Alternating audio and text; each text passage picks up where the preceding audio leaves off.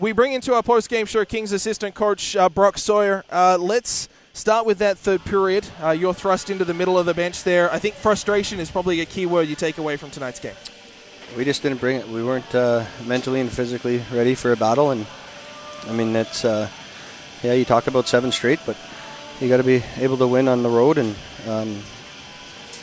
we just didn't have it tonight. We were complacent. We were soft. We didn't win battles. We were lackluster in picking guys up around the net, and that resulted in the game winner. You look at the physicality of the game. There was certainly, I think both sides got away with a lot tonight. I think there was a lot that maybe could have been called that wasn't. The referees did let them play. But West Kelowna brought that physical style of game, and I'm not sure if it was something that the Kings failed to adapt to or failed to give back as good as they got. I think it was just, we weren't ready. I think, obviously a couple missed calls in the first could have went either way.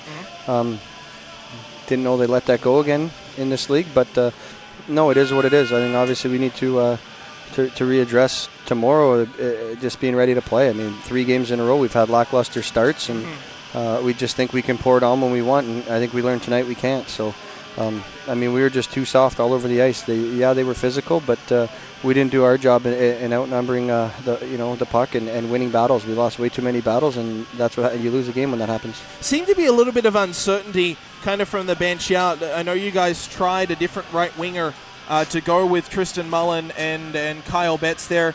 Austin Kamer had his go. Liam Lawson had his go. Carter Turnbull was there as well. If you can just, talk on that, quote-unquote top line and trying to find a combination that works, because Carter has been pretty quiet since the showcase. No, he's been quiet. It's, he's a young player. He's got to adjust and learn to be an everyday player. I mean, it's you kind of pick and spot guys or who's going and who can complement those guys, who can complement Betts and Mullen. But, sometimes when things aren't going, you just got to look up and down your card and juggle the lines and make adjustments as you go.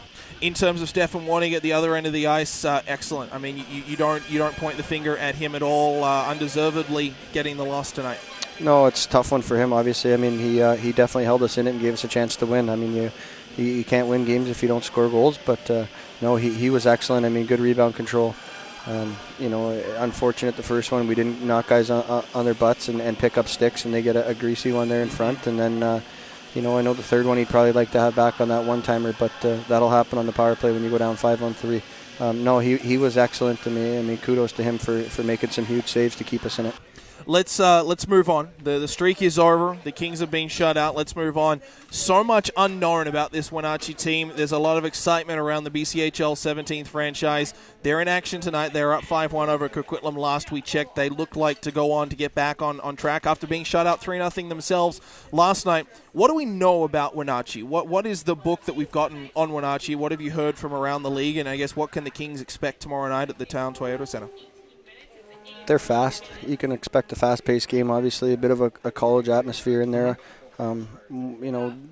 Plus side of them coming into the league is their fan attendance and how well they're run as an organization. So, I mean, they're a quick team. They move the puck well. They got a great goalie from scouting reports. So, I think we're looking at a nice fast game. They want to play wide open. So, I think we'll just match foot speed and play physical and just get back to Kings hockey. I mean, tonight was very uncharacteristic of us, and I think we were going to figure out pretty quickly here that we can't just show up and put our jersey on and win games. So I think tomorrow's going to be exciting. Guys, there'll be a lot of energy in the building, obviously being their second game at home. But we're looking forward to it. It's going to be exciting to get down there and see the new franchise. So continuing on that thought, because that had been similar to what I'd heard talking with other broadcasters who had seen Wenatchee on the road, one of the fastest teams they had seen at this level. How does that play into a Kings team which have some speedsters on? I mean, Jeremy Leipzig can move. The Kings have got some guys on the back end. Ryland Ball feels free to skate. How does that kind of play into what the Kings try to do